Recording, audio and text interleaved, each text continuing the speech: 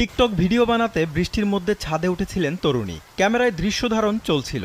আকস্মিক বজ্রপাত, মুহূর্তেই লুটিয়ে পড়েন তিনি। দৃশ্যটি ধরা পড়ে টিকটকের জন্য ধারণ করা সে ভিডিওতেই। মঙ্গলবার দুপুরে শরীয়তপুর জেলা মুক্তিযোদ্ধা কমপ্লেক্সের ছাদে এমন দুর্ঘটনা ঘটে। বজ্রাহত তরুণী শরীয়তপুর জেলা সদরের ইসলামী চক্ষু হাসপাতালের পরিচ্ছন্নতা কর্মী। দুর্ঘটনার পর তাকে উদ্ধার করে শরীয়তপুর সদর হাসপাতালে ভর্তি করা হয়। আমরা দুপুর টাইমে খাওয়ার জন্য সবাই চলে গেছি, তো ওরা ছাতা ছিল না, বিধায় ওরা চলে যেতে পারে নাই। ওরা ছাদে গেছে দুইটা মেয়ে। যাওয়ার পরে দেখা যায় যে ভিডিও করতে গিয়ে ওই মুহূর্তে বজ্রপাতের ঘটনা ঘটে।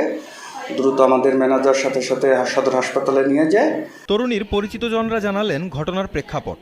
তার অবস্থা কতটা আশঙ্কাজনক সেটা এখনই নিশ্চিত হতে পারছেন না চিকিৎসকরা।